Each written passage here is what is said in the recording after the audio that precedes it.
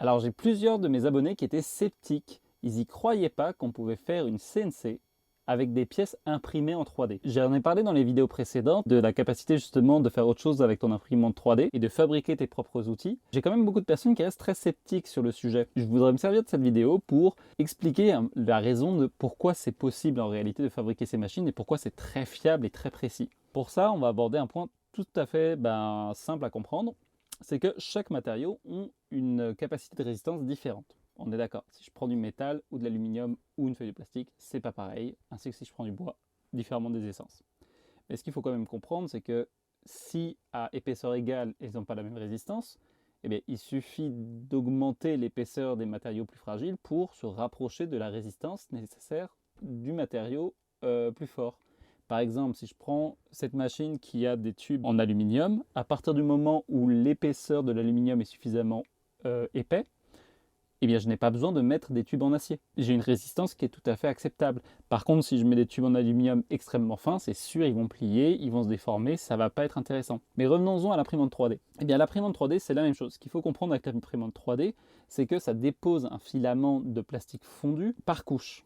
Et il faut savoir que ce fil fondu à très haute température, quoi, à très haute température, non, c'est 200 degrés à peu près, et bien en fait va se coller, il va faire une fusion avec le fil qui est en dessous. L'intérêt avec ça, c'est qu'en fait on se retrouve avec un bloc plastique qui est vraiment très résistant.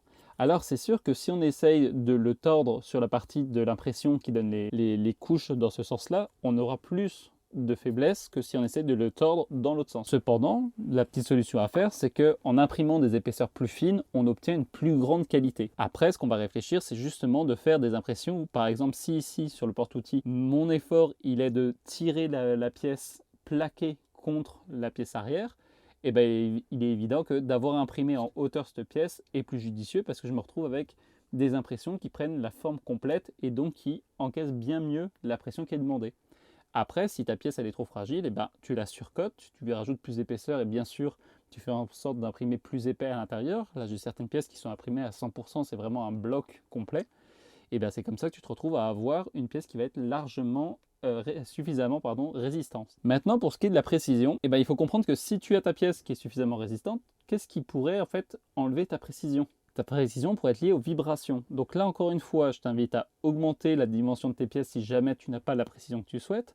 Mais sinon, eh ben, prends conscience que c'est tout simple. Ta précision, elle va être donnée par la vis ici, qui fait démonter et descendre le moteur, et par les courroies qui sont sur les côtés. Et ça, en réalité, que ta pièce ici soit en métal ou en plastique, ça ne change pas grand-chose à la précision, hein. C'est vraiment sur ça que ça joue. Une courroie mal tendue, tu perds de la précision. Peu importe si ta pièce ici, elle est en plastique. Donc, ce qui est amusant avec ça, c'est que oui, ça reste du plastique et si je mets un gros coup de marteau dessus, eh ben, je vais le casser, c'est évident. Cependant, ramener les choses à leurs besoins, c'est-à-dire que là, je déplace, dans mon cas, c'est même un laser, donc autant dire que j'ai très peu d'efforts dessus, sur cette machine-là. J'ai absolument pas besoin d'avoir le support en métal. Maintenant, l'intérêt de l'avoir en plastique, eh bien, je reviens sur la vidéo de la semaine dernière. On se retrouve avec une machine qui est beaucoup plus simple à entretenir, à réparer aux besoins, à faire évoluer parce que c'est un domaine qui évolue très vite. Donc c'est important, si on ne veut pas avoir une machine qui finit trop vite dans un placard, d'être capable de la faire évoluer, de l'adapter avec les nouvelles fonctionnalités qui apparaissent. J'espère que cette vidéo va t'avoir rassuré sur la résistance de ces pièces qu'on peut imprimer en 3D. Et si tu es toujours sceptique après ça, eh bien, écoute, je pense, dis-le moi dans les commentaires et je ferai peut-être un crash test pour montrer à quel point c'est très résistant et il n'y a pas d'inquiétude, on peut fabriquer des machines comme ça sans risquer de perdre en précision ou en résistance. Merci d'avoir regardé cette vidéo jusqu'au bout. Si tu n'as pas encore de machine et que tu en cherches, eh bien, regarde dans la description, j'ai des plans gratuits que tu peux télécharger pour fabriquer ta propre machine.